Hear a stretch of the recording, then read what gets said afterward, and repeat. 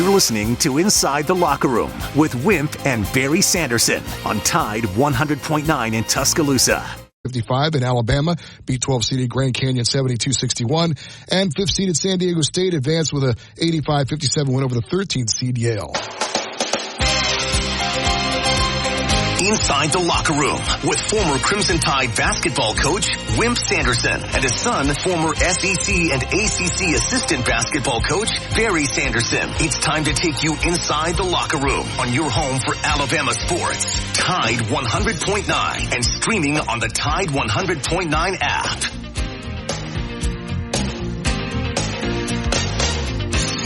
And good morning. Welcome into a Monday edition of Inside the Locker Room. 205-342-9904, as always, is the phone number if you'd like to jump in on the show with us this morning. The X accounts at Locker Room 109 at Barry Sanderson at Wimp Sanderson 1. And the email address for the show is wimpandbarry@yahoo.com. Download the Tide 100.9 app to your smartphone, and you can take us with you anywhere you go. Of all the colors, yellow is the most important, at least when it comes to building outdoors. No matter what your project is this season, pier, deck, fence, pergola, be sure to head on down to your local Yellowwood dealer for Yellowwood brand pressure-treated pine. Yellowwood offers the best protection against rot, fungal decay, and termite attacks, so it's no wonder Yellowwood is the brand of choice for building outdoors. If you're going to have to build it right. Go to yellowwood.com to find a dealer that is closest to you. And always remember, if it doesn't have to have that yellow tag on it, then believe me, you don't want it. Before we talk about that Alabama game, Dad, I don't know if you saw the end of that Texas A&M Houston game. I did. A lot of people went to sleep. What a game. The first half in that game, and much like the Alabama game, the officiating, they let them just absolutely beat each other to death. Houston ended up with a walk-on in there, having to make a free throw at the end. What a game that was. But the tournament pretty much has gone as expected. I agree with you after watching those two teams. I think Alabama got the best draw in the tournament to play those two teams, to be quite honest with you. Grand Canyon, I know people it's a very physical game, but they just literally just went one-on-one. North Carolina will be a much harder team to defend, obviously, with their bigs, and they will actually run actions that you have to fit. It won't be an AAU game like we watched last night. But you're exactly right. Good morning. How you doing this morning? You're exactly right about your assessment. It was Alabama played well on played hard on defense. Grand Canyon's offense was a joke. I mean, the guy that had his brother's coaches at Baylor, he can really coach. This guy, this is ridiculous. The only thing that this team had going for it was offensive boards, which is always important. But the team that they played against, Longwood, whoever Alabama played the night before, 2 nights before, was better than this team last night. So anyway, Alabama there are 16 teams left. 6 of the 8 in the SEC are gone. So it should be a very interesting time. I'll tell you, I think Alabama's in great shape. I think I don't make a lot of predictions. I'm not really predicting this. I picked most of them correctly, except one for Duquesne and one of them for Kentucky, of course.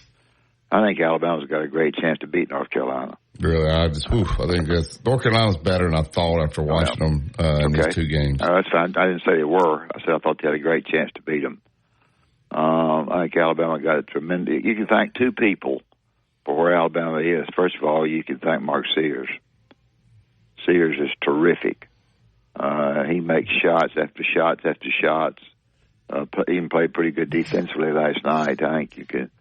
And you can thank Greg Byrne for doing the job he did to get the seeding, as Barry mentioned, where it was. Because you think about this now, Clemson has to play Baylor to go to the Final 16. North Carolina has to play Michigan State. A&M's got to play Houston. Tennessee's got to play Texas. Alabama's got to play Grand Canyon. It ain't bad. Pretty darn good. Yeah, I don't know about St. Mary's. St. Mary's, I thought, would have played a little bit better. They didn't. Let me ask you this. You see officials that you haven't seen all year most of the time. And those guys last night, it was a physical, and they let a ton of over the back calls. Coach gets a technical, early. And sometimes when you're playing in a game like that with officiating, I remember you got some very poorly officiated games, the South Alabama game comes to mind, in Atlanta. I believe it was Atlanta, but, just when you see officials that you don't see all year, it's hard to talk to those guys. Those guys really don't want to talk to you. How do you handle that? And well, he tried to handle it. He got, what happened too, if you want to look at, Alabama got 2 technicals at the clipboard out there, so that's 4 shots. That's 4 free throws for the technicals. Then they fouled the 3-point shooter, which is 3 shots. So they got 7 free throws that probably could have been avoided. Maybe the fouling the 3-point shooter might not have been, but the technical fouls probably you got to do it in a way that you try not to get a technical foul with it. But did not. I think officiating was.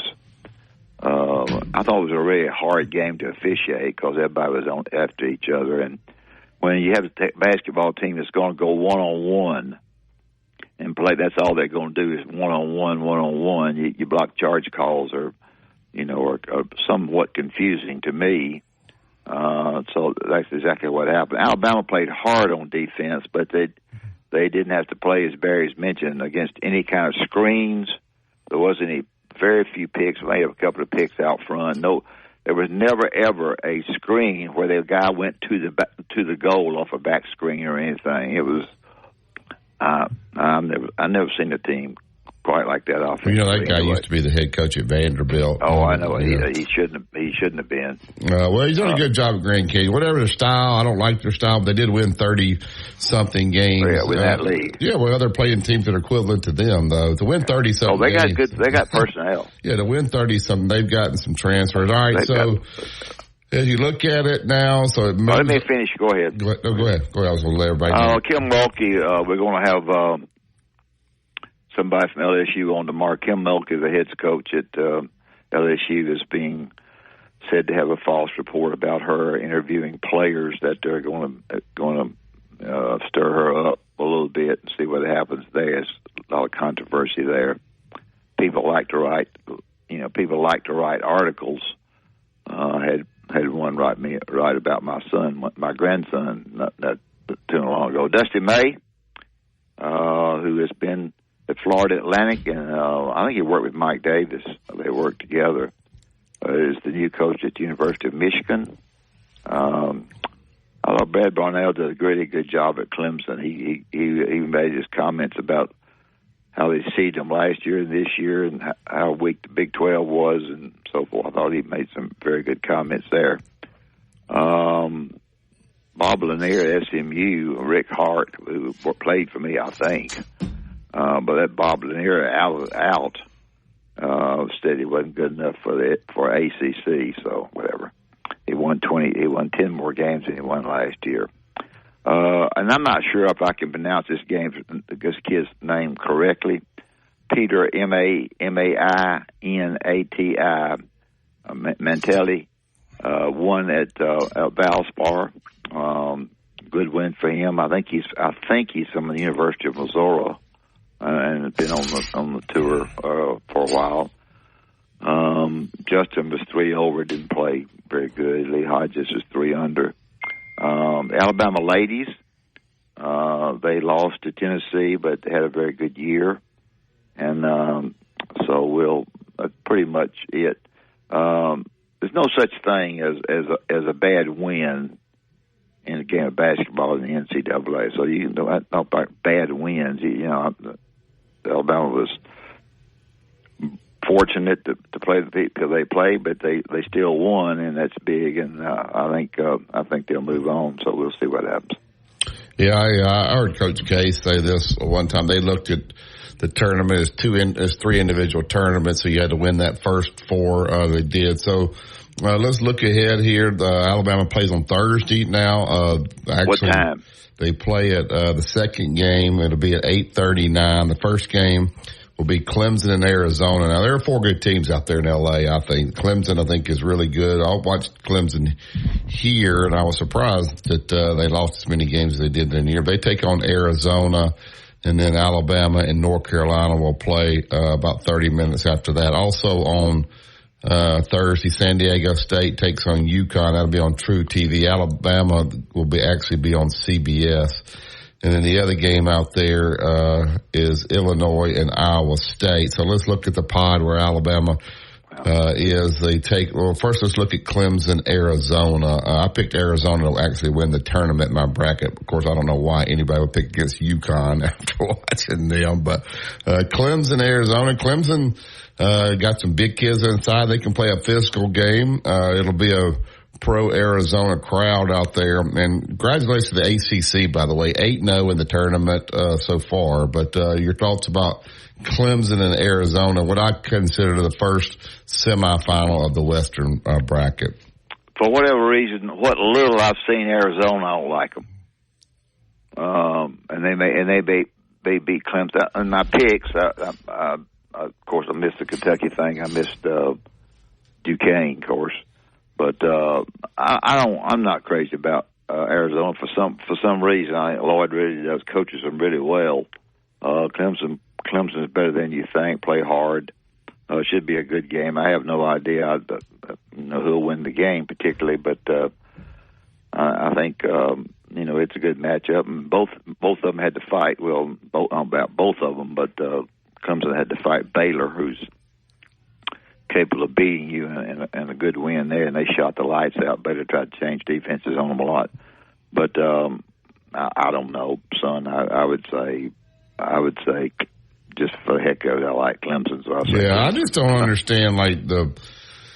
I understand they moved these, so they got West teams playing in teams that are in the West playing up in Charlotte, which is where North Carolina is. So North Carolina plays on Saturday. They get the game over.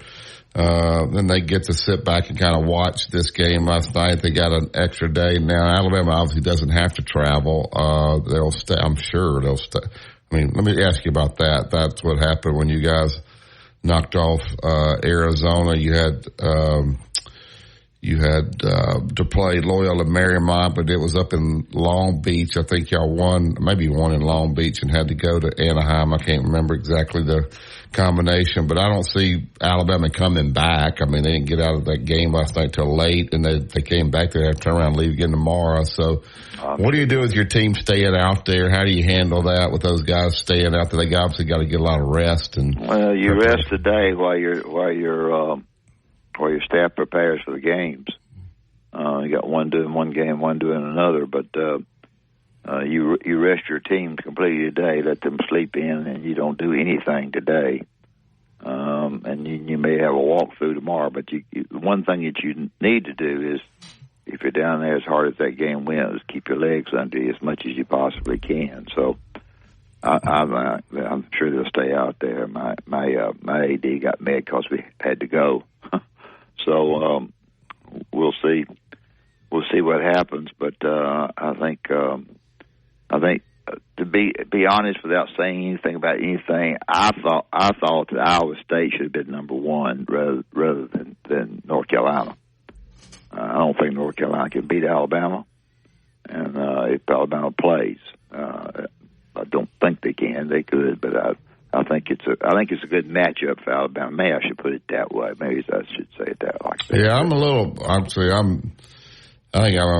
I'm shocked at the line. The line's 3.5. I thought it would be more like 8, to be honest with you. Well, this team last night, when you play a shooting team like Alabama, and you go one-on-one, and you shoot 20, and you average 20 threes a game, is which this opponent did last night, Grand Canyon, and they make 2 last night out of 20. The defense wasn't that good on the threes. It was just the way it fell. And I think it falls occasionally.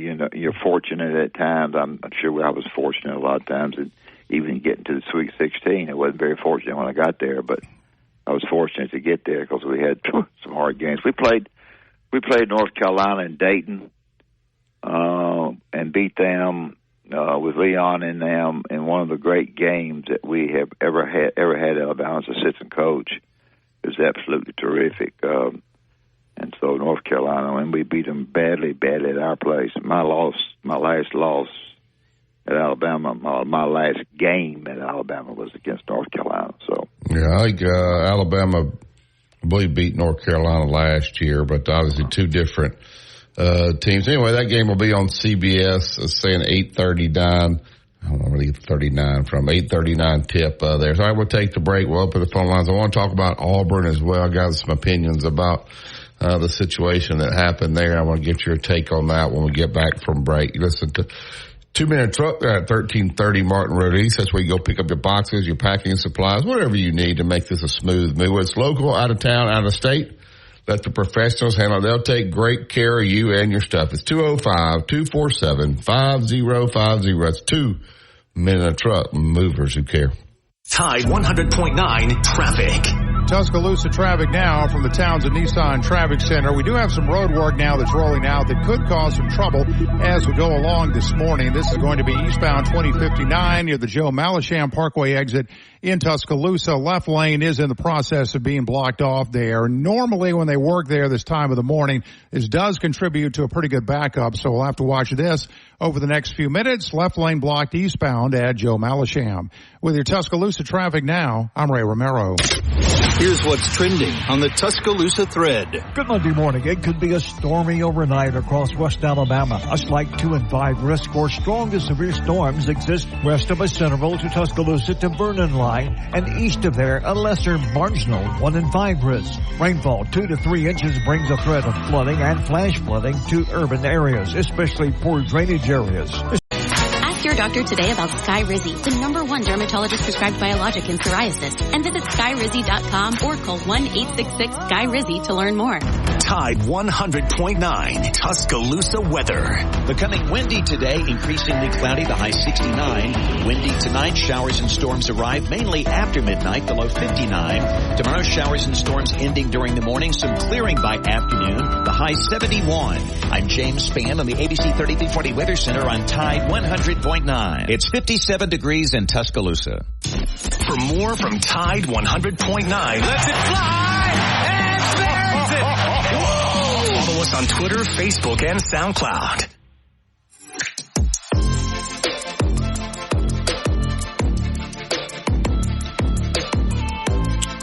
Welcome back to Inside Locker Room. Yellowwood pressure treated pine from Great Southern. If it doesn't have the yellow tag on it, you don't want to. Got an app message here from Honeyman. Honeyman said, "Good morning. Just listened to Coach Sanderson and Barry's comments on Alabama entering the Sweet 16. They sound a lot like the fans complaining about not winning big enough. I guess you can't be happy about beating a team unless you beat somebody you're not supposed to enter the Sweet 16. That's from Honeyman over in Selma. Honeyman, we were just trying to tell you that that you got a good draw. You still got to win. And getting there is very difficult. Playing good enough to get a 4 seed is, you know, if you're Texas A&M, you kick yourself that you didn't play better during the season because you end up with an 8 or 9 and you're playing Houston. So they earned the 4th seed by what they played, and they did get a fortunate draw. We're just trying to let you know about the draw. Well, Honeyman needs to listen to what's said, not what he thinks. I don't know if that's he. All right, to the Yellowwood hotline and get Phillip in. Good morning, Phillip. Hey, good morning, guys. Hey, I think the time change is one reason why you stay out there. That way you don't have to fool with coming back to Central Time and then going back to West Coast time. So I think that's one reason I'll stay. Well, anyway, that's one. But if you flew back, I mean, you wouldn't fly back till this morning. You're on turnaround. You play Thursday. You had to turn around and leave again on Tuesday. So that cost, and they take academic people on the road, so they'll try to do some school and stuff, I'm sure, today. Yeah. Alabama's played 5 teams that are currently in the Sweet 16, and if you look at the teams they played last year, that's 10 teams in the last 2 years they played that's in this year's Sweet 16. So strong scheduling by Alabama, and it's helped them to this point. You know, last night I was not able to watch the game. I had to work last night and missed it, but I caught the last 6 or 7 minutes coming back, going home from work, and Alabama, I think, Barry, you can correct me if I'm wrong, I think with about 3 minutes to go in the game, Alabama was behind. I can't remember exact. Diabate, to be honest with you, played his best game for Alabama. He came in and made some big plays offensively. Was very physical. It was a physical, tough game. I thought Diabate in 13 minutes got 9 points, but they were huge 9 points. Grant Nelson, whatever reason, he does not like a physical game. He's got to get tougher if he thinks he's ever going to play.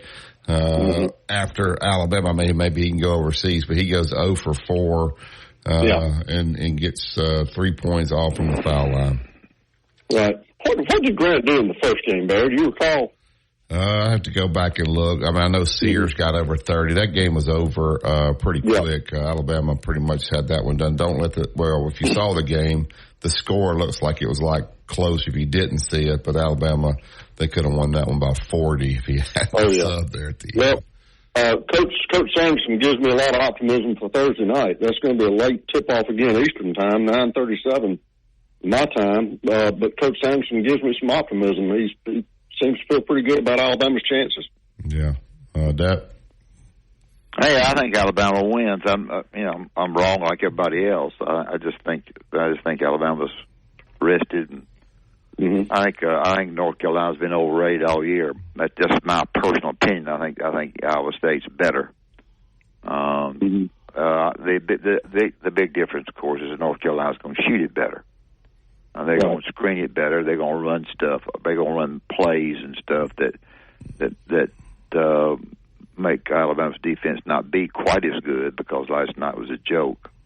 But I think North Carolina is not as good as they have been. Hey, all I'm doing is a radio show. I could be dead wrong, but that's what I think. Well, I'll tell you what, I love listening to you guys, and Barry, I'm with you. Clemson, I like the way they're playing. That's a really good team, and I had Arizona winning too, Barry. I had them going out to the Final Four, but I'm not so sure they get past Clemson. Yeah, Clemson's, it's a tough bracket. Go out there, North Carolina, Arizona, and Clemson. But all these brackets are tough because all the 1s and 2 seeds advance. So you're going to have to play to get to the Final Four. Where is the Final Four this year? I don't have to go back and look. Where is it this year? It's in Phoenix, right? Phoenix, okay. Phoenix, yeah. There you go. All right, well, thank you, Philip. Hey, thank you, guys. Good show. All right, so the Alabama will be out in Los Angeles. Can you imagine you got North Carolina, Clemson, and Alabama in Los Angeles playing? It's almost like this doesn't make sense. All right, get to the Yellowwood hotline. Get Tom in. Good morning, Tom. Good morning, Coach. How are y'all? Good. To me, and I could be dead wrong, but I thought the coach for Grand Canyon, through all, the only way he was going to win that game was to play it like that. Do you agree with that? Well, that's how they play. I mean, they won 30-something games.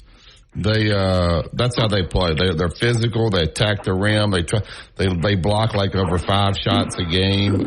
So that's the style that they play. And let's be honest, now it's worked. They won 30-something games. I don't care what conference they play in.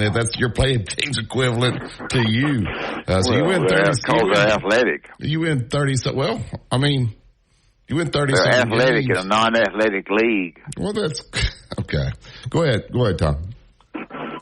No, I'm glad to hear y'all go back and forth. I appreciate what each one of you had. Well, it's like James Madison got blown out yesterday, but they won 30-something games. Those guys, I can't stand it when people say, well, look what league they were in. You win 30-something games. I don't care what league you're in. You had an incredible season. Well, you were just trying to tell our listeners how good they were. No, I said they won 30-something games. So if you win 30-something games and you had a good darn right, you're good. Yeah. No doubt about it.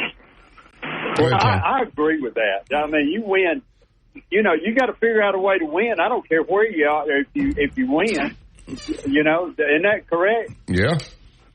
Sure. But here's another thing. I brought this up a couple of times. I don't think y'all agree with me when I say this, but my observations in the tournament so far is these teams that have basketball players over athleticism always do better than the athletic team.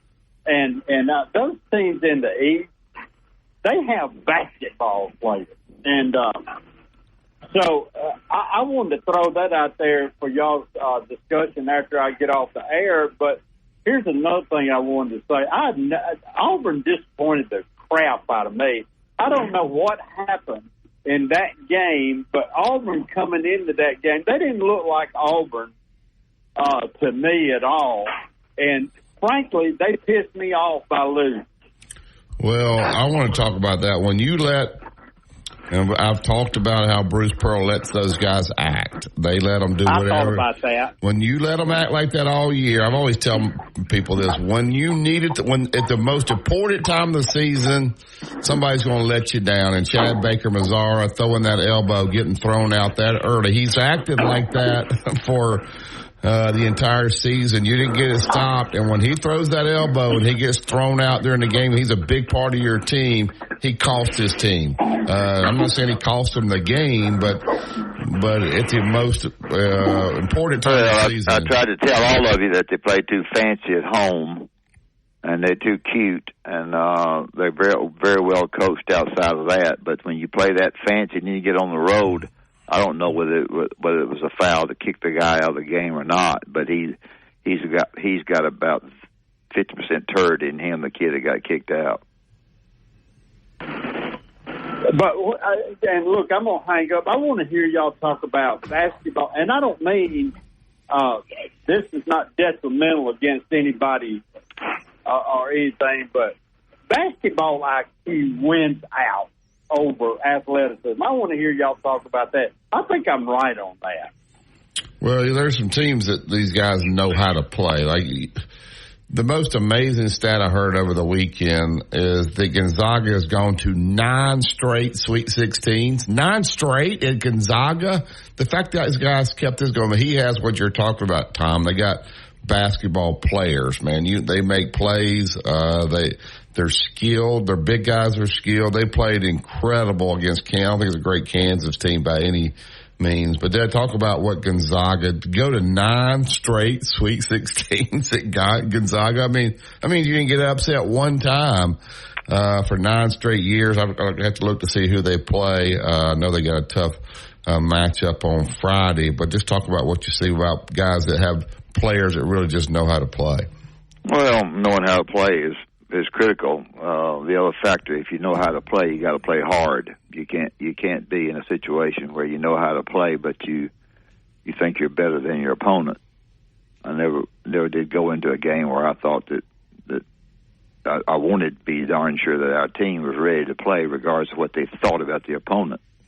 And I think playing is certainly the style, the way you play, and athletic ability is very, very crucial, but you got to play hard with it. Yeah. Hey, one other thing. I just thought of something else y'all brought up earlier, and I was going to see if this was helpful to you. Coach Kim down at LSU, the ladies basketball coach, she said, I read her whole piece. They got a great article in the New York Post, the greatest newspaper in the history of newspapers. And it was started by, I don't know if y'all know this or not, but Alexander Hamilton's family started the New York Post. And, but anyway, in that article, she said that this reporter had been trying to do a hit piece on her for years. And she was freaking fed up with it. And she called them and told them, said, you do a hit piece on me, I'm going to see you in court. And that's what she says is going on. And I believe them. The Washington Post is a corrupt bunch of outfits. Yeah, that guy that's doing the article used to be in Columbia when I was Kent Babb. I don't care what she said, the article's coming out. So she can say whatever she... Well, I mean, threatening with an attorney, that ain't ever stopped a reporter. They know what they're doing there. They'll have their bases covered. It'll come out. And the attention that she's given the article, and I understand she wanted to get out ahead of it. I don't necessarily blame her. But that's even giving it more attention, that when that thing comes out, it'll be one of those red articles out there. We're having somebody from Tom, we're having somebody from LSU on tomorrow. Yeah, good. I heard that. That's a wise choice. So something about Kim Mulkey. I like her competitive fire. Something about her I don't like. So we'll see. Kent Babb, he's written. He was in Columbia writing for the State when I was there, but he's written a lot of pieces there in the Washington Post or whatever. All right, we'll look at some of these other games when we get back. Let's take a break here. Now, before we get to we do that, though, let's talk about Bob Prince and Prince, Glover, and Hayes. You have injury, and the injury is caused by somebody not setting things the way they should set them up, regardless of where you are, where you're in your neighborhood, or you have somebody coming after you on the highways. Injuries that cause you mental and physical problems, and Prince, Glover, and Hayes are the outstanding people for you to visit with. 345-1234. Although they're located in Tuscaloosa area, they have worked throughout the Southeast on people who don't know exactly what to do once something like that happens. And I think the best thing that you can do is to visit them on the telephone. They will tell you if you need to go further with it. And if you do, they will represent you in the right way. Prince, Glover, and Hayes, outstanding attorneys, good friends of mine. Bob and I've been friends for years, and they know what they're doing. Prince, Glover, and Hayes, 345-1234. We had a message wanting to know about Reitzel. Obviously, we don't know, but Nick Saban. Nate Oates did say in the press conference last night that he will be able to play on Thursday. So I'm not sure how he knows it that fast, but he says he will play. Now, sometimes you put that out there just because you want North Carolina to have to get ready for him as well, and you'll see if he's able to play. But right now, Nate Oates is saying right. Or text DEAL to 511-511. Text DEAL to 511-511. All pets are unique. Your pet's results can and will vary. Message and data rates may apply. Studies available upon request. Road tripping, business travel, or bringing your car in for repairs. All great reasons to rent a Toyota at Tuscaloosa Toyota. You can rent the latest Toyota models for a day, a week, or a weekend. Every Toyota rental car comes with 24 hours roadside assistance. Giveaway at Birmingham Racecourse Casino. Drawings April 5th and 6th. Located off I-459, exit 31, Derby Parkway. Must be 21 or older, must be present to win. Two-time state champion and two-time NIT champion, Barry Sanderson breaks down the latest in sports on Inside the Locker Room on Tide 100.9.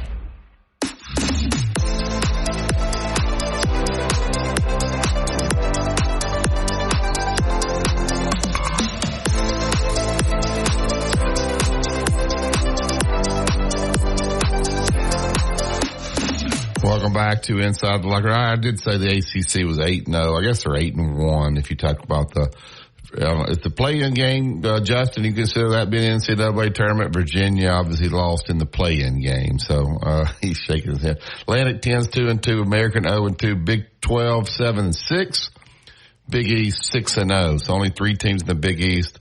They were griping that they did not get enough bids. Well, they've all advanced to the Sweet 16. Big 10 6-4, Mountain West 4-5, Pac-12 6-3, SEC is 5-6, and the West Coast Conference is 2-1.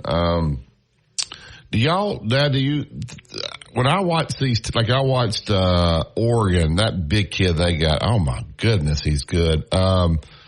When you watch these teams like that, I start thinking now, man, especially when they're like Mark Sears, like what's Mark Sears worth NIL money wise? If you're coaching in Alabama, Dad, and Mark Sears can get a COVID year back, it's probably not going to be a high draft pick in the NBA draft. Do you start trying to get NIL to get this guy to stay in this world we live in now in college basketball, to make sure that he's happy, his mama's happy, who loves traveling and watching him play? Does this NIL factor into these teams retaining these players now that are playing so well here in March? Because you know people are watching. Sure does. If I was the basketball coach at Alabama, I'd already have enough money where Mark Sears couldn't say no. Seriously, like that big kid for Oregon. Like if he, I don't even know what year he Dante, whatever.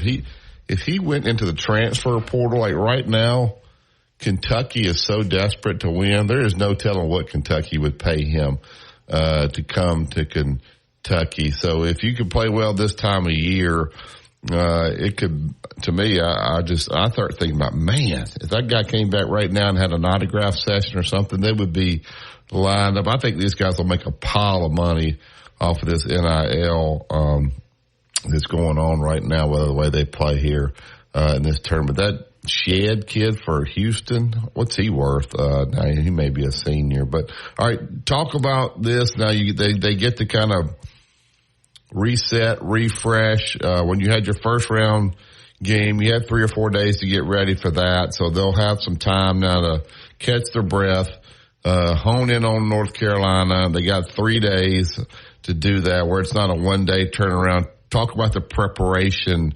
Do you just do mostly walk-through stuff to try to save these guys' legs? It's late in the season. How do you handle preparation for your next round game in the Sweet 16? Well, you start, first thing you do is look at film. Your coaches know what to do. And today you spend, you let them sleep in. This afternoon you go over what you need to do. You realize that North Carolina's got a point guard that hadn't made a 3 since last year. He couldn't make a. I don't think he's ever made it. I mean, he might not have ever made a cotton picking 3. You know, you got to know where the people are, and you have to be sure that your matchups are the way you want them before you go out and work. And then what you do there is you get your 5 guys who have not played, who are not going to play, and they'll play, and you get your scout team. And you go out with your scout team early, about the second or third day you're there, and you do the best you possibly can to have them go through some of the things that North Carolina does. And then when you get out there with your other team, with your regular teams going to play, you defend them, but because they don't know the patterns that well, your defense is there, but you let the pass go through. You don't keep them from passing the ball to each other. So the scout team runs North Carolina stuff. You defend North Carolina stuff, but you let the pass go through. And as the pass goes through and the screens are made, then you play defensively and you play hard. And that's what I did. And we tried to let the pass go through. And those guys who were not going to play, who were tickled to death to be on the trip where I was a scout team, and we had 2 or 3 days to get ready for the next game. Yeah, North Carolina's leading to R.J. Davis, averaging 21.3 points a game. This kid, Armando Bacot, I'm sure I'm pronouncing that wrong, but he'll be very difficult for Alabama to defend in the post. This guy's got jump hooks. He can seal you. He's averaging a double-double, 14 points, 10 rebounds. Harrison Ingram getting 12 a game, and then Comic Ryan getting 11. So they got 4 guys averaging double figures. They're going to run a system. They're going to run a lot of screening. They're going to play through the post. They like to throw the ball inside. They run a lot of cross screens for Armando Bacot. Just your thoughts about North Carolina's system. It's hard to defend. I do think this, as much as I think this team they played yesterday was not very good. I think this team that they played yesterday was better than Carolina rebounding. I think they were. I don't think Carolina's going to run better stuff. Carolina's going to shoot it better. I'm not 100% sure that Carolina can defend Alabama's threes. If you look for the best 3-point shooting team around, and you got to select Alabama as one of them. They're going to shoot not twice as many as Carolina, but close to it. And Alabama's going to shoot between 30 and 35 threes. And I don't think North Carolina can defend them that well, and I don't think they can rebound. I don't think they rebound personally with the numbers that this team rebounded with. Like this team last night is terrible offensively, but they did get after the basketball, and they did get some. And they were way disorganized fast break wise. They had nothing. North Carolina will be very well organized fast break wise. And if you want to say what Tom has said, if you want to think about guys who are athletic or smart players, then North Carolina will be that. They will be smart, and they will shoot the basketball well. I just have a feeling that they're not good enough to beat Alabama. Well, they're 17-3, the ACC.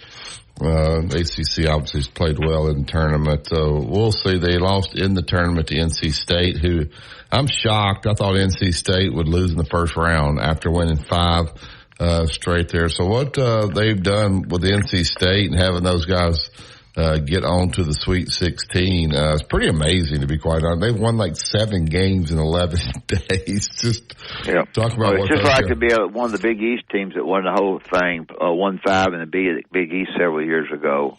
It was unbelievable, and then won the national championship, I think.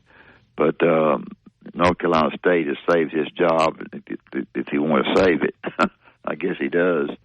But he was on shaky ground, but and they've done some things. Here's a team that's done some things uncharacteristic of good teams, but they've won. Let me put it like that. They've done some things with just shots that are just uncharacteristic shots and things. Their big guy inside, who does a very good job, I don't know what size he is, but he's real heavy and does a good job. And you're exactly right. They have played terrific, and they won the 7 games that they won is a real tribute to their kids and to their coach. Yeah. So we'll see. It's Thursday night, so you won't have to wait too long for the game there. All right, we'll take the break here. We get back, we'll hear some sound from Coach Oates last night. We'll also open the phone lines 205-342-9904. You listen to Tide 100.9. It's the home of Alabama sports. Tide 100.9 traffic. Tuscaloosa traffic now from the Townsend Nissan Traffic Center. We have picked up some road work on eastbound 2059 near Joe Malisham. Left lane is blocked. Now, for the moment, the backup there isn't that long and slow. That could change, though, depending on how long this is with us this morning. Again, left lane is blocked eastbound just past the Joe Malisham exit. With your Tuscaloosa traffic now, I'm Ray Romero. Go inside the Alabama Crimson Tide with the Gary Harris Show. Hey, everybody, it's Gary Harris. What a weekend. We're going to recap it all on Monday. Did Alabama make it to the Sweet 16? We'll find out. Plus, Rodney Orr from CotterInsider.com and Casey Smith on golf. All that coming up Monday morning at 9 a.m. With Audible, we could go anywhere. There's more to imagine when we listen. Hear the latest audiobooks, podcasts, and originals at audible.com. Tide 100.9 Tuscaloosa weather. Becoming windy today, increasingly cloudy, the high 69. Windy tonight, showers and storms arrive mainly after midnight, the low 59. Tomorrow, showers and storms ending during the morning, some clearing by afternoon, the high 71. I'm James Spann on the ABC 3340 Weather Center on Tide 100.9. It's 57 degrees in Tuscaloosa. Follow Tide 100.9 on Facebook today to watch our live shows, read the great articles, and interact with Bama fans today.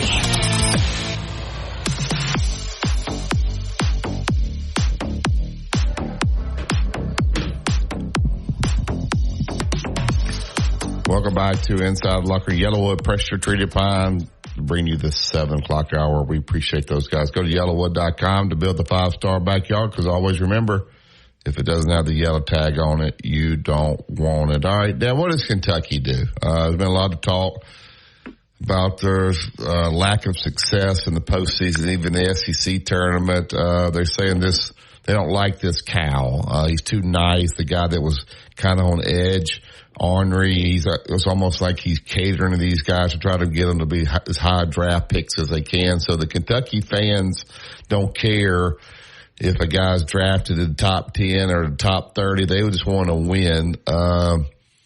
Sometimes you can stay somewhere too long. Obviously, he can still coach. He can still recruit. The buyout's $33 million.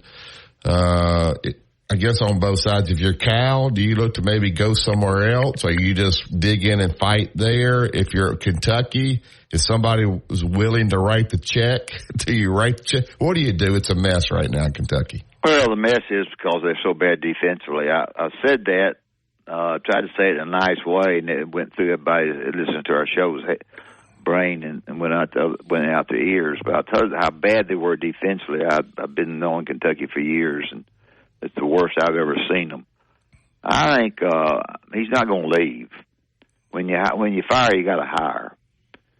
I would get me one guy on my team that wanted to do the defense, one coach, and I would get the defense straightened out, and I'd get from easy to I'd get like I tried to do, get as tough as I could get to make them better. And I think you can't please them. One thing I'm going to tell all of you for the 15th time: when you're going through bad times, you don't like it until you get through them. And then you look back, you look at your kids.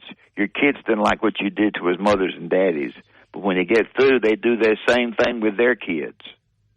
And it's the same thing in basketball. You got to mash the crap out of them and get them to play the way they need to play. And know that you care about them as people. You care about them as people, but you don't care about the way they're playing. And I think to answer your question is, I think he stays.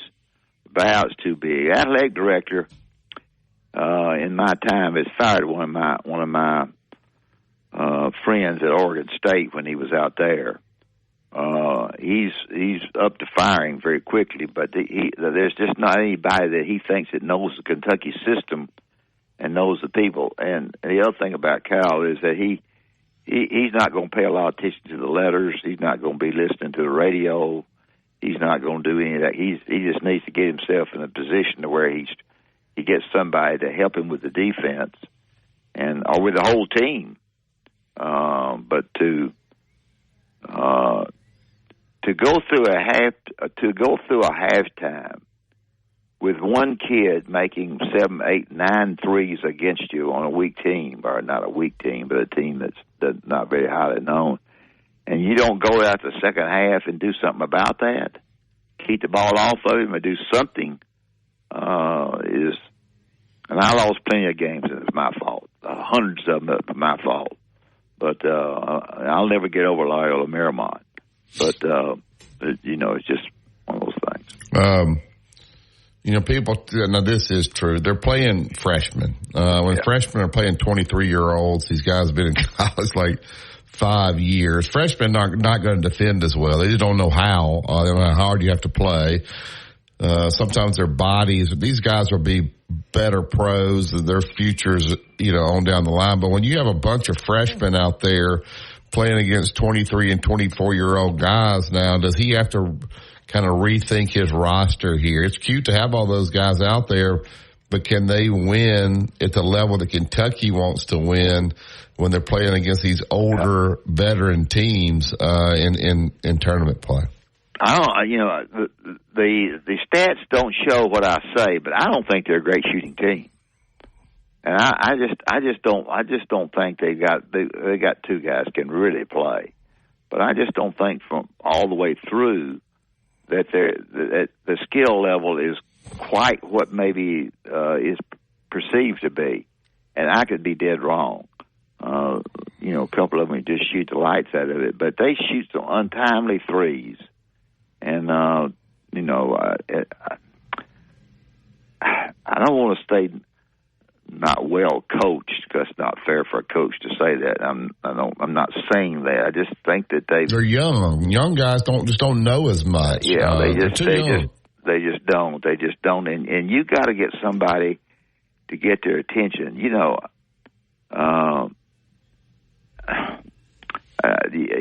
took over for. Would he take over for Joe? Who? He take over for Joe Hall. No, I guess he took over Tubby. I guess I don't. Yeah, for Tubby, but and I'm not trying to make this personal. I'm not personal, but I took over somebody that everybody loved and liked, and doing all that stuff, and players just whatever. And you have to mash these guys to get them to play the way you want them to play. I think as long as you're good to them off the court and care about them, and I just think I don't know. I don't have an answer. Yeah, you heard the interview live. You don't watch it. Kelvin Sampson coming off the court. At halftime, he was talking about he got some kid playing center. He never played center in his life. We got splints, armbands, Band-Aids, and I think he was trying to say they were too soft. Well, Houston's everything but soft. When you watch those guys play, oh my gosh, it's like they are so good defensively. They're so physical. Those guys at Iowa State and UConn, if I were Kentucky, if I could hire Hurley, I think Hurley's the best coach in basketball. I do too. He is the best. I would throw the kitchen might be right there. Hurley. If I were Vanderbilt, I would go hire the guy at Colorado if I could get him. I think Ted Boyle's done a great job in Colorado. His team's tough. They're well coached. And he's from back this area. He used to coach at Jacksonville State. He's done a good job at Colorado. I don't know where Vanderbilt goes. Dusty May, we'll see if he can. I mean, I know he's got the cute offensive systems and all that, but he better be able to get some players when he gets to Michigan in order to get that thing. You got to have players. You got to get players. You got to have players. You got to get the players to play hard. The funny thing about Houston, and nobody laugh at when I say this, is their free throw shooting is terrible. In that nobody on their team raises their elbow. Every free throw that Houston shoots is flat. I have never, and every one of them do it the same way. Maybe that's the way they teach it. But I'm telling you right now, if you don't raise your elbow in shooting a free throw, you got no cotton picking chance on being a consistent free throw shooter. And those teams, why did Auburn lose? Auburn didn't play well, but down the stretch, they missed 5 or 6 free throws that cost them. Yeah. Who can shoot the free throws? Alabama can. They got one player that can. But Alabama can shoot the free throws, and the guys that shoot the free throws are the ones that getting fouled too, because they're the ones going to the basket. Yeah, I think there's some really good coaches that have advanced to the Sweet 16. I think the guy at Iowa State's really good. Shaka Smart, Shaka was an assistant at Clemson when I was in South Carolina. Shaka's done a great job at Marquette. He got fired at Texas, didn't he? Yeah, he got fired at Texas, got the Marquette job, and they had a tough win yesterday. I'm telling you right now, Buzz does a good job. That game last night, like you talked about, that was a booger bear game. I've never seen one like that. And they fix to get their fannies beat. They're down. They won in the last minute 21. They went on a 13-3 run. They were down 10 with a minute something to go. He managed the clock. He managed his timeouts, and that 3 that kid hit, they all ran to the score. Barry, I think that 3, you could have called a foul on that 3 and had won the game. Yeah. The bounce pass was a long bounce pass to the guy at the top of the circle. He shot it from downtown and made it and fell down. I'm not so sure I don't know if he fouled or not. But if he fouled, the game's over. I think they were fouled on the one they missed. But, Buzz manages the game, and he puts a great defensive plan in. He just got to play better in the regular season. If you could see him before a game, I went by there to take my grandson to see him just a minute, and he is going every direction. He wanted me to see his 2 sons and have a picture made. And all that. He's people don't like him, and I don't like what he did to Darby Rich. I don't care about that because he let him go and he shouldn't have. But Buzz does a good job coaching. Yeah, he's prepared. He's got to play better in the regular season to whether you're not a 9 seed. If you're not a 9 seed, you're not having to play Houston there in the second round. I would take this break, get back. Doug Bell, we'll hear from Nate Oates Sounders. We'll have Doug Bell at 8:15. We'll have Doug give us 3 Sweet 16 picks as well. So I can go against it. All right, just the Tide 100.9. It's the home of Alabama sports.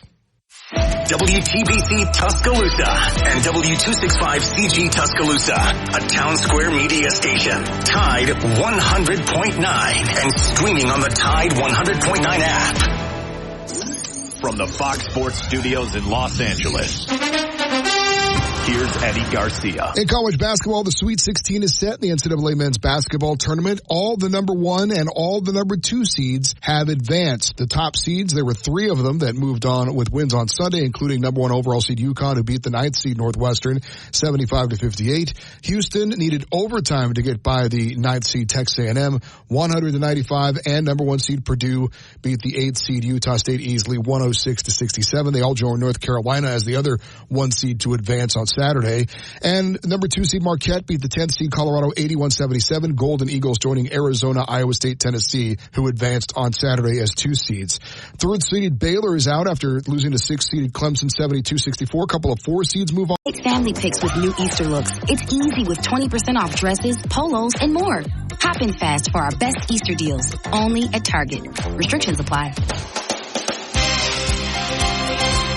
Inside the Locker Room with former Crimson Tide basketball coach Wimp Sanderson and his son, former SEC and ACC assistant basketball coach Barry Sanderson. It's time to take you inside the locker room on your home for Alabama sports. Tide 100.9 and streaming on the Tide 100.9 app. Welcome back to the second hour of Inside the Locker Room. Thank you, Paulie Z. I knew I wasn't 100% right. I knew Dad wasn't right, Joe B. Hall. I knew that John Calipari didn't take over for him, but he took over Billy Gillespie. I guess Gillespie must have taken over for Tubby. But you had Rick Pitino there for a long time. I think Rick Pitino regrets leaving, but it was Billy Clyde Gillespie that Coach Cal took over. So, Paulie up in Huntsville, I appreciate you correcting me on that. Allstate Insurance agent Andrew Kniffer. Andrew's my agent. Let him become yours at 4705 McFarland Boulevard, Suite 3 over in Northport. Give Andrew and his staff a call. They'll take great care of you. 205-722-9201. Andrew Kniffer, Allstate Insurance. All right, Justin, let's go to the press conference from last night. Let's just play Coach Oates' opening statement. Obviously, he's extremely happy. In 5 years, been to 3 Sweet 16s back-to-back. Since when was that, Justin? When was the last time they went back-to-back? 90-91. So, Dad, that's the last time they've done it since you did it in 90-91. So we'll see if they can take it on and take it to the final leg. But here was Coach Oates' opening statement yesterday. Character win, I think. You know, we had a chance, could have folded it. A lot of things didn't go our way. You know, a lot of foul trouble.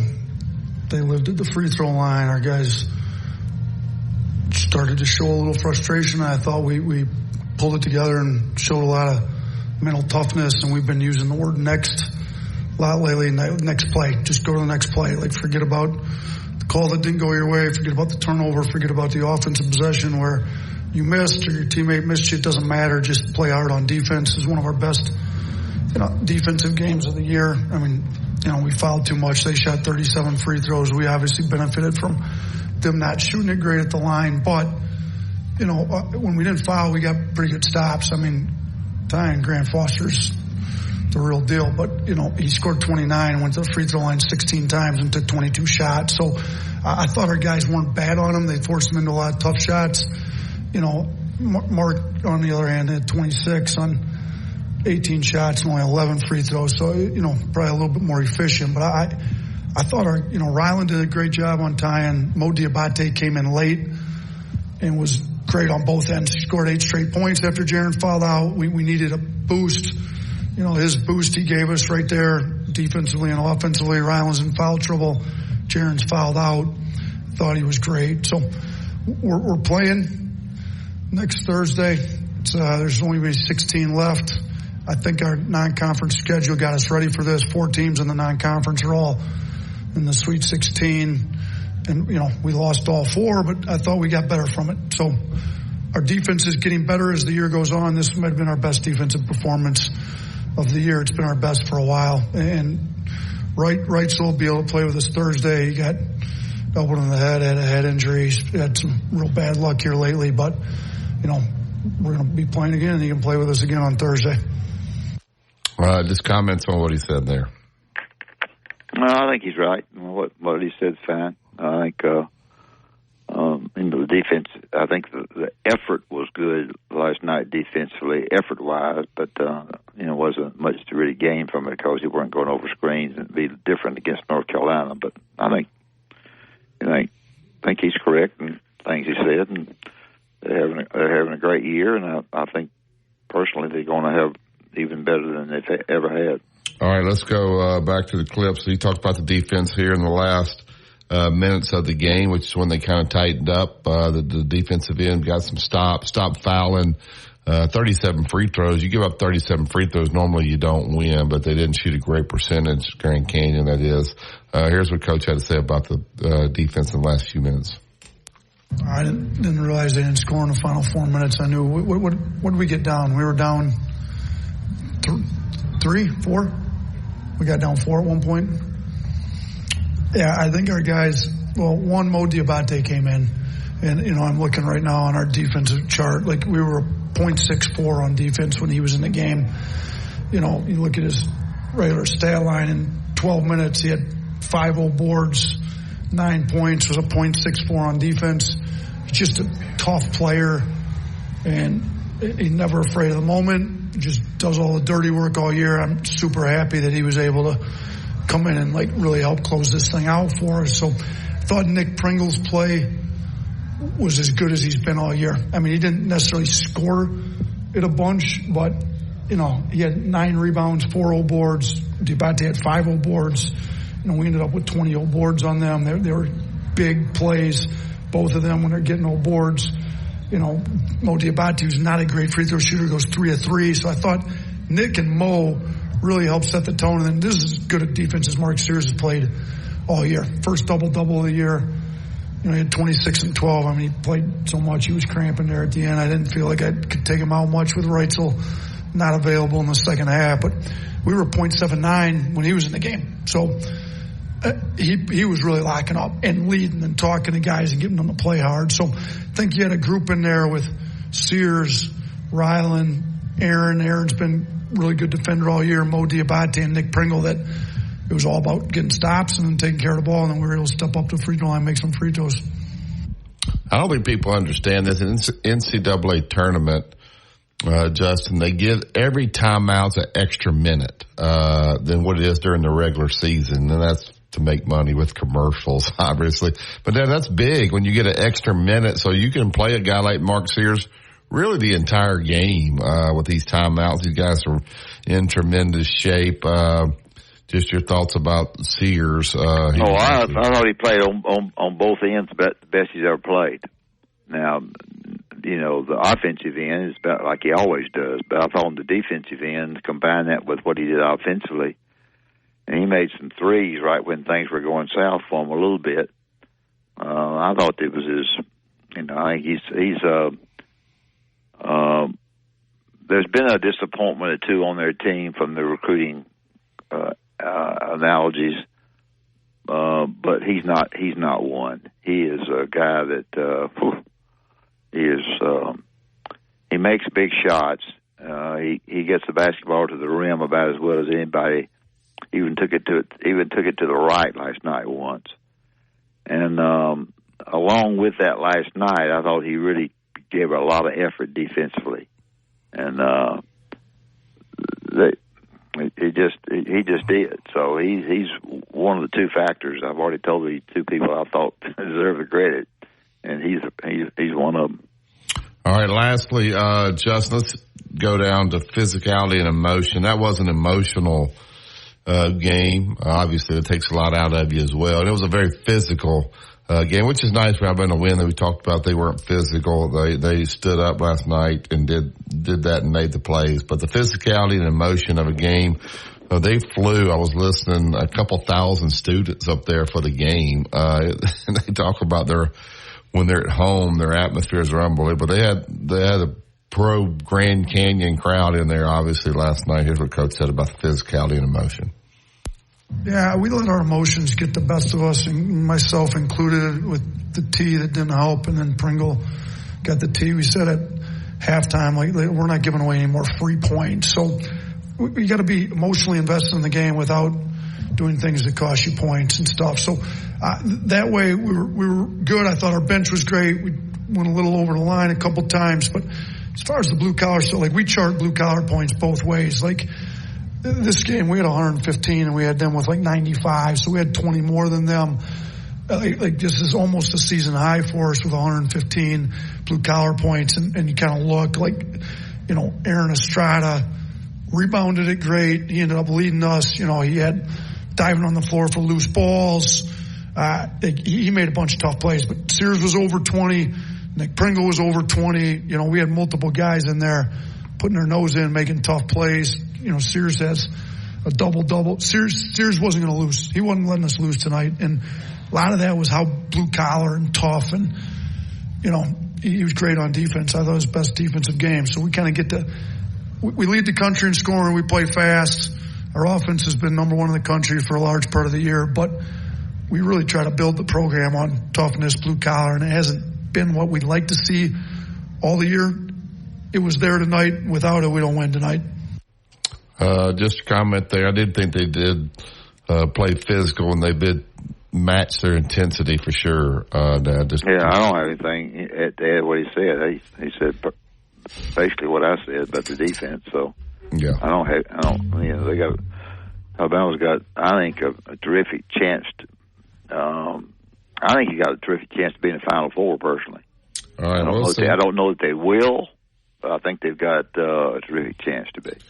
Royal Cleaners, they want to make your life easy. They'll come right to you, pick up all the cleaning, get it cleaned up, deliver it right back. If you want to drop off, University Boulevard, Bridge Avenue in Northport, or 4851 Rice Mine Road. For all your cleaning needs, only one choice in this community, and that's Royal. 205-391-0034. We'll get to Doug Bell next. You listen to Tide 100.9. It's the home of Alabama sports. Tide 100.9 traffic. Tuscaloosa traffic now from the Townsend Nissan Traffic Center. Our left lane closure for road work on eastbound 2059 near Joe Malisham has now cleared. Left lane is back open. We really aren't seeing any backup to speak of there.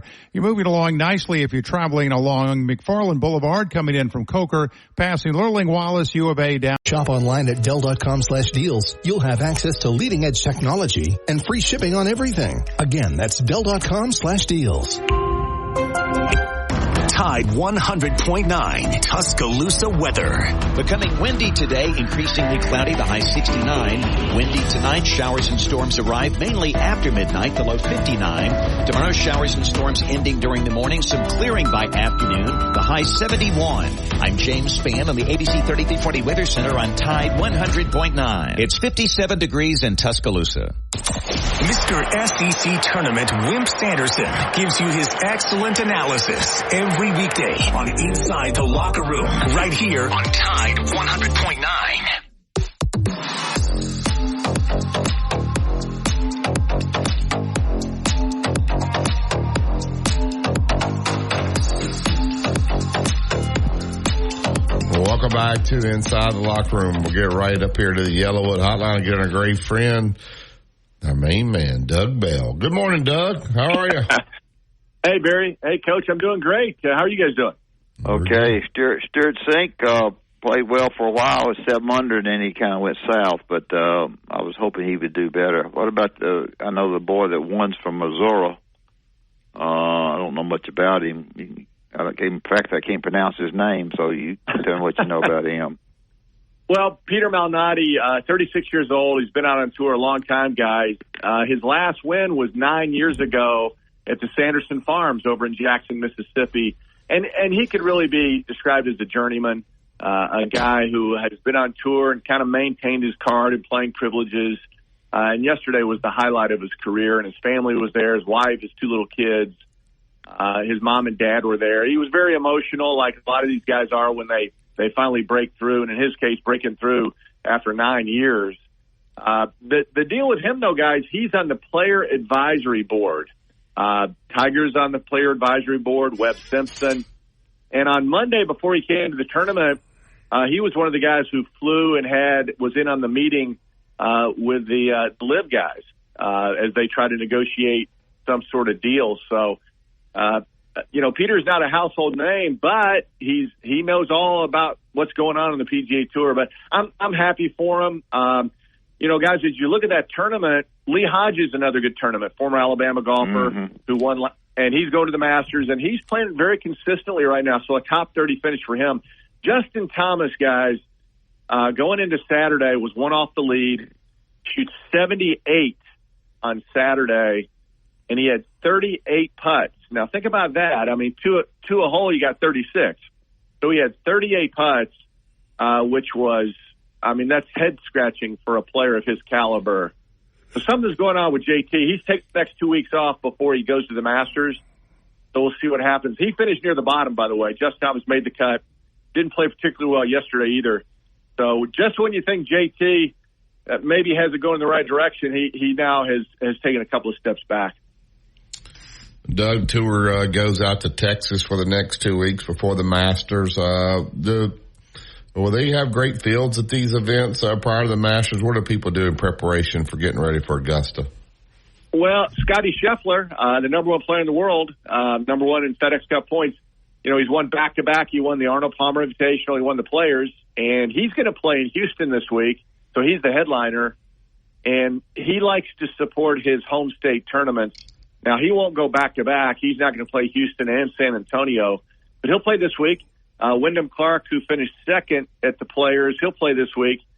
And then it's just a matter, I know Rory McIlroy in the past he's liked to play the week before a major. He hasn't committed yet, but we'll see if he plays in San Antonio. And I guess, Barry and Coach, the thing about these next two tournaments, like Peter Malnati won yesterday, so he's in the Masters. He would not have been in the Masters if he hadn't have won.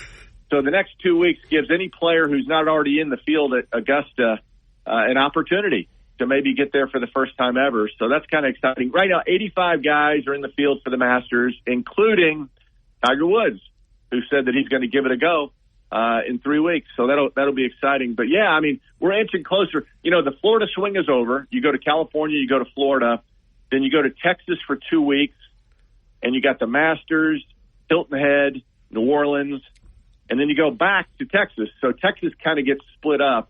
Of course, it's a big state, but that's where we are in the PGA Tour. And again, we've talked about it a lot on this show. Peter Malnati, and Coach, you said it, you didn't even know how to pronounce his name. He's not a household name. And all these first-time winners on the PGA Tour, great for the players. I don't think it's necessarily great for the Tour. It's great when Scotty Scheffler wins, but I like it when the big names win. I think it's good for the sport, but we'll see. Also, by the way, Peter Malnati used a yellow golf ball, and I've been looking it up, guys. I cannot remember a PGA Tour winner using a yellow golf ball. I think that was Jerry Pate. Right? Jerry Pate started using them when he was playing. That's a putt ball, yellow ball, putt. Yeah, Jerry Pate started that. Oh, and by the way, Coach, you'll appreciate this.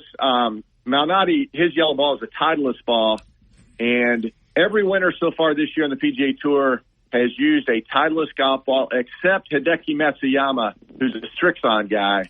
But the advertisement is Titleist is the number one ball in golf, and I guess it's true. More guys out there use Titleist. It's the guy that swings the club. It ain't a cotton picking ball. Well, yep, you're right about that. And of course they all get paid to play their respective golf balls. But PGA Tour struggling though, isn't it? Well, the ratings are down, guys. Way down. In fact, the women's basketball tournament, NCAA tournament, the ratings, especially when the young lady from Iowa, Caitlin Clark, it dwarfs golf. It's amazing how low the numbers are now.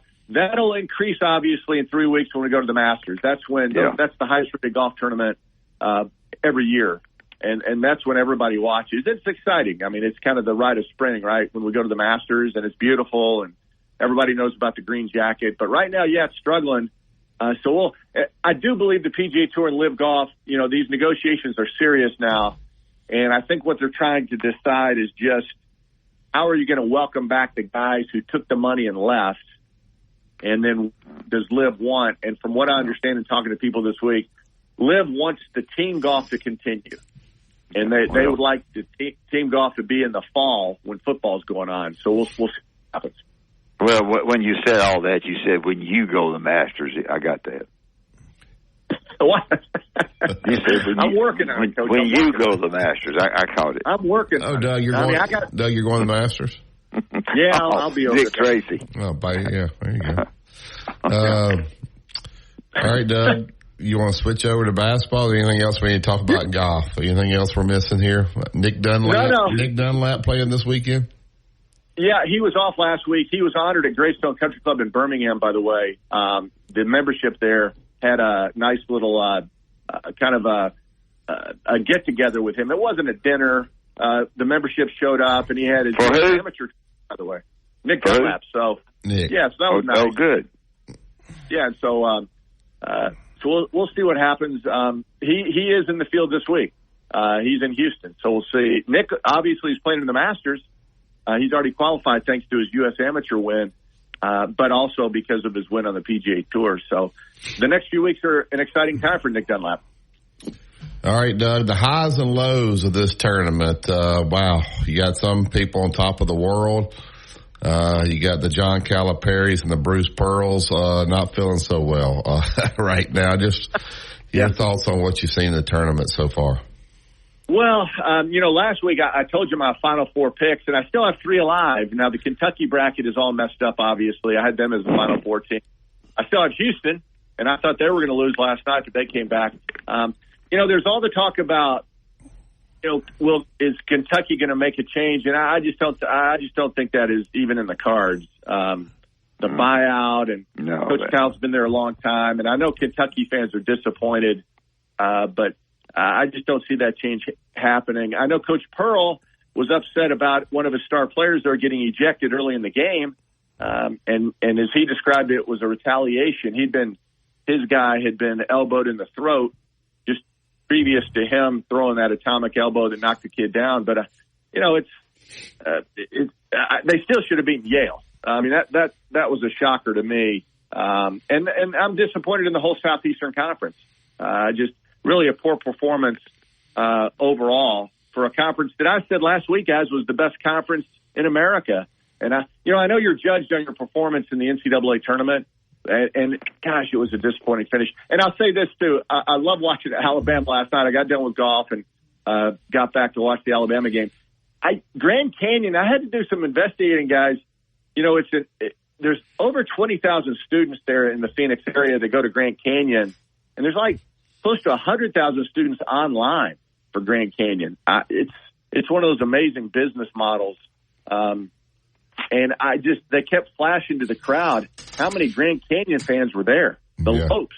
Who knew, right? But no, good for Alabama. And I'll say this too, Barry and Coach, it's interesting. Obviously now Alabama plays North Carolina, and North Carolina, and a lot's been made of the older teams are more successful right now in the NCAA tournament, and that's true. Carolina has Baycott, the center, the big kid who's been around forever. He is just a couple of months from his 25th birthday. Yeah. They also had the power forward, the kid who transferred in. He's 25 years old. So North Carolina has 2 25-year-olds, a 24-year-old, a 22-year-old in their starting lineup, and a 19-year-old. But they're an old veteran team who get after you, and I think there's something to be said for that. You guys probably agree. The older player who sticks around, and now these kids not only stick around, but they transfer from school to school, which gives them even more toughness, I think. So, I think I like Carolina. I really do. I'm looking forward to what I think is going to be a UConn North Carolina matchup. Yeah, they're just you're right, older, an older team. Alabama's older, except, Diabate, but those Grant Nelson, Sears, Reitzel, what's the other kid's name that's the senior? Estrada. These guys are older as well. Kentucky's a bunch of freshmen out there. You're going to have to get older if you want to win in the NCAA tournament, Doug, I'm afraid. Yeah, there's no doubt. And, the Kentucky game against Oakland, again, I watched that with amazement because the young man, he's an older guy, too. He's 25 years old, the kid who hit the 11 three-pointers. And it was interesting. Going into that game, that young man, 95% of his shots on the season had come from behind the three-point arc. I mean, that's all he did. 95% of his shots, and he was a high-volume shooter. I mean, for the life of me, and he hit some tough shots, and that's what you see that a lot in the NCAA tournament. Texas A&M was hitting tough shots last night. But for the life of me, can't understand why Kentucky didn't do a better job on that kid, knowing going in, I mean, the scouting report, all this kid does is shoot behind the three. And he in essence was the difference in the game, in that Kentucky game. And there's no other fan base either. Kentucky bows out early. Remember a few years ago it was against St. Peter's. The Kentucky faithful, wow, do they get all up in arms after an early loss? That's just, I mean, they are. Do you blame them? They're over the top. Can you blame them, though, Doug? No, I can't. Because Coach Cal gets paid more than anybody else. His staff gets paid more than anybody else. Barry, I can't blame him. But it is. He's got to get a better staff. The staff he's got over there. No. Go ahead, Doug. Yeah. Well, you're right. I mean, what you said is true. They're not going to let him go, and I think he's got to get somebody that comes in that's hard nosed, that makes him, technique wise a little bit better, and also, a little bit more, to get tougher defensively with their mindset. I don't think their mindset, they can run with it, and I don't like to say people coached well. That's not fair. Not for me, because I couldn't coach mine either. So, the Bears right. They need to get a staff member that really goes in there and straightens things out. In my opinion, he can still recruit them, but I think they need a staff member in there to bust somebody myself. Yeah, I mean, he's loyal. I mean, all those guys on staff have been with him either at Kentucky for a long time or at other places, That's the problem. Whether it was UMass. Yeah, I mean, so that's a problem. You're right. But Coach, again, I harken back. I was doing local media there when you took your teams to back-to-back Sweet 16s. I mean, some of my favorite teams I've ever covered in college basketball. And so I'm really proud of this Alabama team for making back-to-back Sweet 16s. Again, defensively, they're not very good, but they're exciting, and I give Coach Oates a lot of credit. I do think, though, they're going to run into a situation with North Carolina, who, by the way, really gets after you defensively. Guess what, Doug? Guess what? Yeah. I don't think you're right. Really? I think Alabama beats them. All right. Wow. Well, I hope so. I mean, I'm not talking about I don't even know what the line is. 3.5. And so if something happens, I'll get bombarded. Load up on North Carolina minus 3.5. I just think it's a bad matchup for Alabama because, I mean, if you've watched Carolina, and they're on TV all the time. When you've got four perimeter shooters, now that Weitzel as well, if you've got four perimeter shooters that can shoot the way Alabama does, well, they got a chance. That's why it's only 3.5, I guess. But and I will say this too. Let me say this. Look, go ahead. It just went to 4.5. So by the time they throw that game up, it'll be 7.5. Oh, it won't be no 7.5. Okay. Go ahead. And two thoughts. Last night as I watched that Houston Texas A&M game, and four kids from Houston fouled out, and the referees were doing the best they could. I've always been a little down on the officiating, but I mean, there was virtually multiple fouls on every possession. My goodness. And they had to call some fouls or it would have been a street fight. So in that regard, it was really a fascinating game. And Jim Nance, by the way, the great Jim Nance has retired from basketball. Next time we'll hear Jim, it's at the Masters. And he was there with his son. He's a Houston graduate. He was fired up. He was fired up. And, he was the PA announcer for those great teams at Houston when Guy Lewis was the coach. He played golf there. I don't think he's a good player, but I think he played. Yeah, so that was fun to see. I don't think in my life I've ever seen a former announcer, someone of his stature, with the shirt on, the Houston Cougars shirt, sitting in the crowd. I mean, he was anguishing over every missed shot or foul, so I don't know. I enjoyed that. And Jim Nantz is a genuinely very, very engaging, nice guy for being a big-time announcer, one of the biggest. He's very, very approachable. And what you see is what you get with Jim Nantz. And I think the commercials with Barkley and those guys are pretty good with Jim Nantz. Doug, if I took UConn, if I wanted to bet you $250 and I took UConn and gave you the field, would you take that bet? Yes. You would? Yes. Okay. So who do you like, Doug? Well, again, my Final Four teams, I had UConn, North Carolina, Tennessee, Kentucky. Obviously, Kentucky, spit the bit there. I think Tennessee, gosh, I think they have a. I think they play Clemson. They play. They're going to. If they both win, they're going to play Purdue. Tennessee plays Creighton. Yeah, and Creighton. Yeah, but I like this Tennessee team a lot. Connect. I thought Connect played. He missed some shots in the first half, but and again, Rick's team, Coach, you know him. I think they get after you defensively. So I like them a lot. But, I take that, Barry. I think North Carolina, that would be the Final Four matchup, right? UConn, Carolina? I'll tell you what, this Gonzaga-Purdue game, that's going to be some game on Friday. Gonzaga has played well in this tournament. Purdue, Zach Edey, obviously Tennessee Creighton winners got the winner of the Gonzaga Purdue. You're going to have to earn your way to the Final Four in all these brackets this year because there's really, really good teams at all four sites, Doug.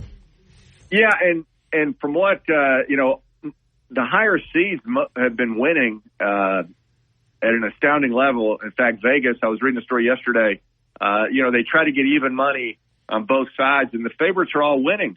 So from what I understand, Vegas is losing money with all these favorites winning. We've had a few upsets, but, obviously Oakland beating Kentucky.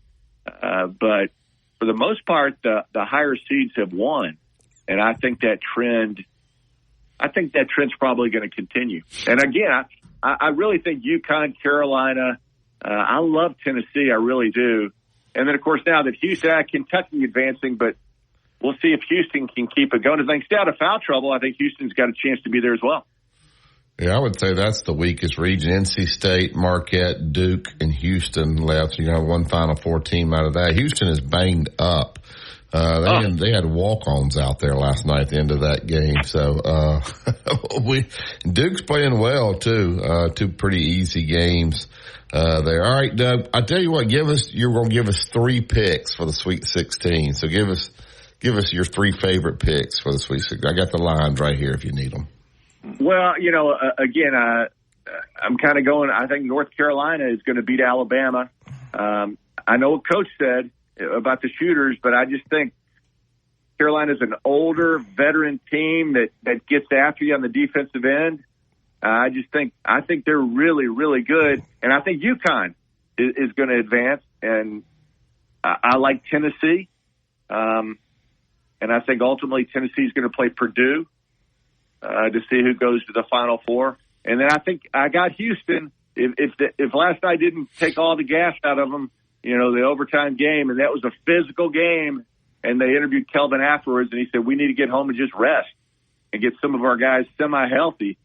Those are the teams I like, guys. And again, they get to play in Dallas. They get to play in Dallas as well, so that's an advantage for Houston, right? That's right. Yeah. And I didn't know that. Yeah. That's big. And Alabama's got to go back out west, right? Well, surely they're not coming back. By the time you get back, you have to turn around and go back. So I'm sure they'll stay out there. North Carolina's got to make their way. Clemson's got to make their way out there. All right, so you got Tennessee. Could Tennessee, if they both win, could they beat Purdue? I guess they could actually. I think they can. I'll tell you what I think they can, Barry. I think they'll do a good job of defending the perimeter. Yeah. Well, and they also have enough size to affect Zach Edey. You're not going to stop him, but you got to, like yesterday, that was a joke. I was like him playing against little kids. But Tennessee has some big physical kids. If they could if they get there. We'll see if they can. But it should be a great Sweet 16, Doug, for sure. So you going to Texas this week, Doug? I am actually off this week, guys. So off this week, and then I'll be back on next week for the tournament in San Antonio. So, yeah, looking forward to kind of sitting back and watching a little golf. But, and again, just to kind of come full circle, Scotty Scheffler gave the field a break last week when he didn't play. He's the best player in the world right now. And so this week in Houston, it's a big, long golf course, which sets up for him really, really well. So it'll be interesting to see if Scotty Scheffler, even though he took a week off, it'll be interesting to see if he can win 3 tournaments in a row, which is almost unheard of on the PGA Tour. You got really hard, don't you, Doug? What do you mean, Coach? You're having to work so hard to go all those events. I don't know how you do it. Well, you just got to keep the pedal down, Coach. How lucky are you? You're doing a great job. I'm proud for you. Yeah, Doug. I'm kind of barking at you a little bit about that, but you got it made. Doug's a pro, man. You ever hear him on XM? He's outstanding. He doesn't do it. He's just going everywhere. Yeah. Can you imagine his expense accounts, Barry? He gets to rub some elbows with some big time people too. Now, and I appreciate. If Coach didn't get after me from time to time, he wouldn't like me. I know that for sure. Well, he gets after you a lot, Doug. Expense account. He can pay for 2 with that expense account he gets. All right, well, Doug, tell them about MD Wellness and Aesthetics. That's where you go to make you look so young. But they got you on, but you're on TV as well. You're on radio and TV. Oh, yeah. Right? Yes. TV, radio, whatever it is. Yeah. Tell them about MD Wellness. I will. MDWellness&Aesthetics.com, 650 Inverness Corners in Birmingham. And for those listening to Tuscaloosa, give Susan a call. Again, 205-582-9216. And you can talk to her over the telephone or go to her website, and she has the spring specials right now. A lot of the things that they do, the Botox, the filler, the laser treatments, a lot of stuff's been discounted for the spring because obviously a lot of people are trying to get looking good before you start wearing bathing suits and that sort of thing. So give her a call, MDWellness&Aesthetics.com, 205-582-9216. Susan Brignett is the owner, and Susan will answer the phone. She'll be there today. I think they open up at 9 o'clock today. You'll be the first in line. Thank you, Doug. Talk to you next week, fellas. Thank you. Doug probably in Jupiter. All right, let's tell them about Bryant Bank before we get to break. Well, if you're looking for a traditional banking experience, I say it all the time, somebody that's going to call you by name when you walk in there. The 4 offices also in Tuscaloosa and in the state of Alabama all around. Then Bryant Bank is your place to go. They are the absolute best. When you walk in, you'll have a nice bank. You'll have a banker that knows what he's doing.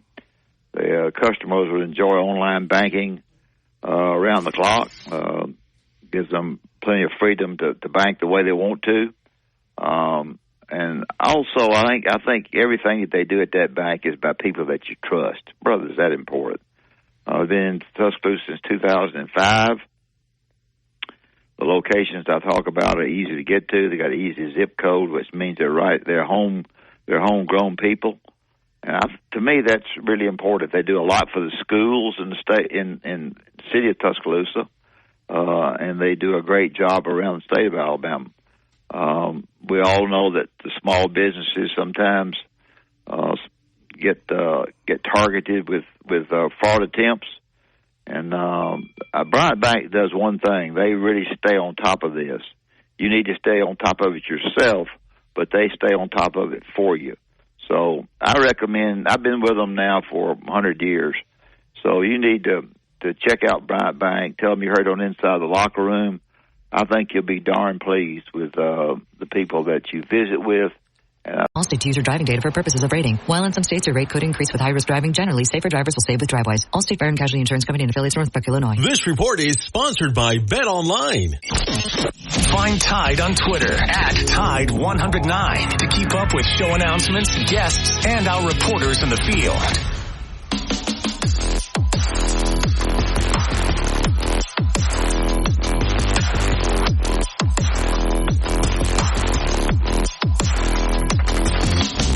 Tuscaloosa Toyota. Go to TuscaloosaToyota.com. Look at all the new inventory, the used inventory. You want to schedule a service. The website's been revamped.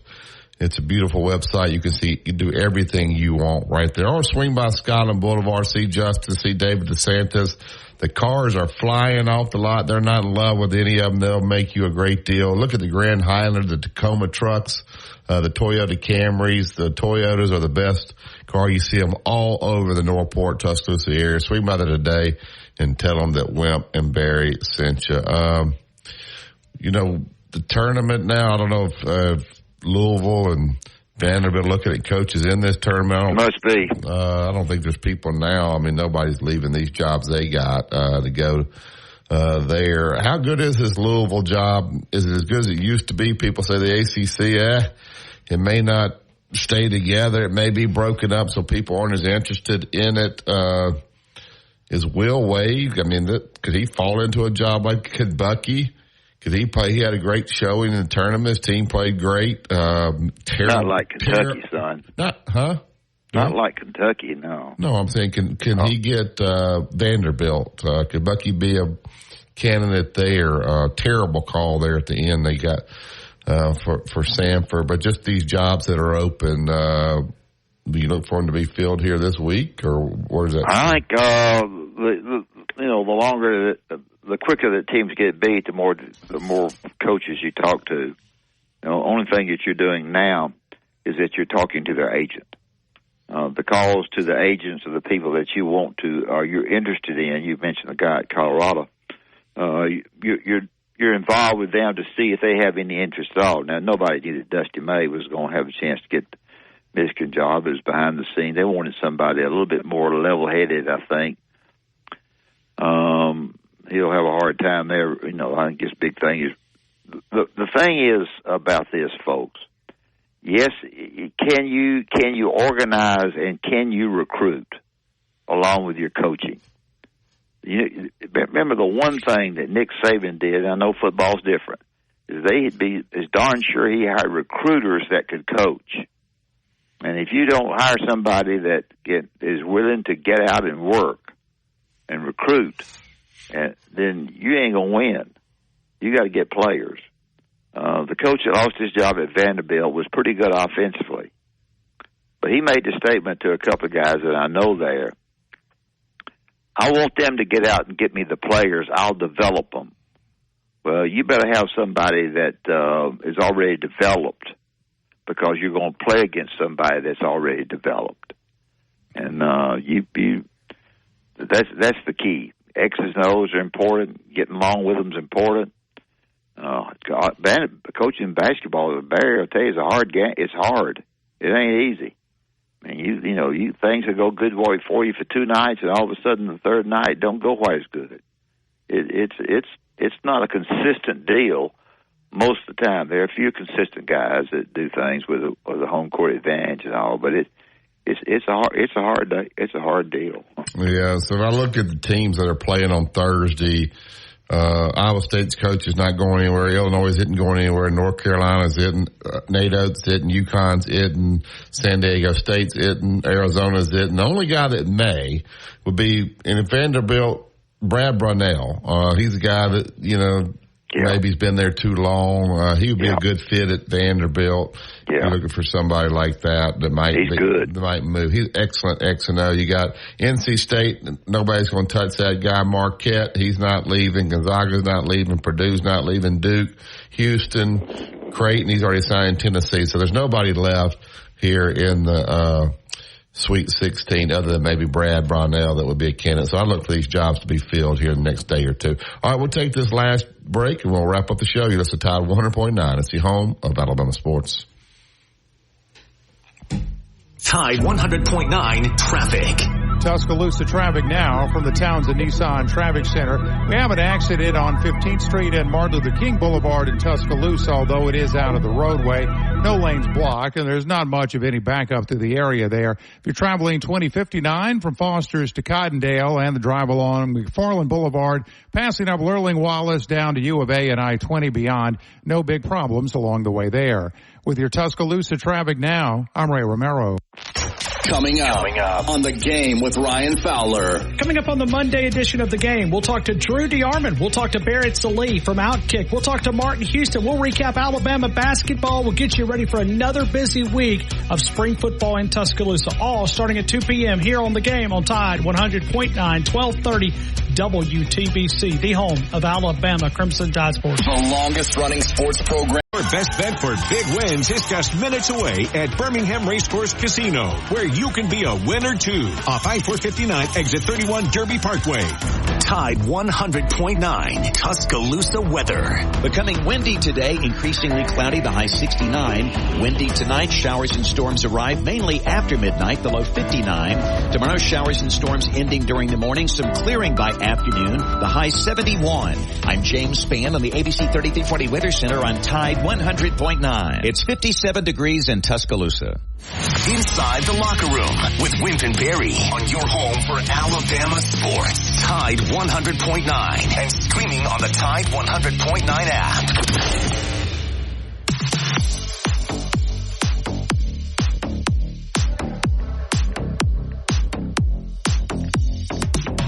Welcome back to Inside the Locker Room. I get right up here to the Yellowwood Hotline, bring Digger into the show. Good morning, Digger. Hey, Digger. How's it going? Good, man. How are you? Well, it was Texas that beat Alabama. Do what? Not Tennessee. It was Texas that beat Alabama, not Tennessee. I can already see what's going to happen when Texas that beat Alabama. What do you mean? In basketball, women's basketball. Yeah, I'm sorry. What did I say? Tennessee? I apologize. You're right. It's Texas. I'm sorry. I saw a little of that game. Not that I'm raising a big stink about it, but no, I don't blame you. I said it wrong. The Barker kid, Jay's daughter, played well. She's a good player. But and Alabama had a good year for the ladies. But you're right. I was wrong. But I can already see the confusion when we come in. They're going to confuse Texas and Tennessee simply because of the. I already done it. Yeah. So, but real quick, I was talking with Noah. That who's doing the phone today? Justin. Look, I need your take on this. Two things. Okay. Do you think it's fair to have these home games for the top seeds in the women's tournament? It's the only way to get a crowd. I don't think people are traveling. It's not fair. And the women's, there's such a discrepancy. Like, you don't see upsets. There's only about 5 teams that can win the women's tournament. They're just all blowouts. So they need Caitlin Clarks and those type of people. I think Caitlin actually plays tonight. And if you watch that LSU game, huge advantage with the crowd. Yeah. And same thing for Texas. It was just a huge advantage. I don't know if it's fair or not, but I guess I can see your point. And plus, you got to get people to show up for these games in the tournament. They're not going to show up until the Final Four. So, but I see your point in that. The other thing is it's a damn shame when Texas was playing Tennessee. You got Connect going 5 for 18, Ziegler going 2 for 12. We had a shot there. Yeah, you did. To beat them. Yeah. But guess what it came down to? Offensive rebounding. They had they had 4 different, it was just ridiculous. I said, oh my God, if there was ever a chance to beat Tennessee, there was your chance. There was your little window. And it didn't happen. Well, you had 2 teams, obviously, those 2 coaches are very close. They work together. They know each other inside and out, which makes it very difficult to score. These teams are very well prepared, so they didn't have to do a lot to know what Tennessee was going to do. And I think Rick Barnes had a good feel for what Texas will do. So we'll see. Tennessee's moving on. I got a tough stretch. We'll see if they can win this game and then maybe knock off Purdue.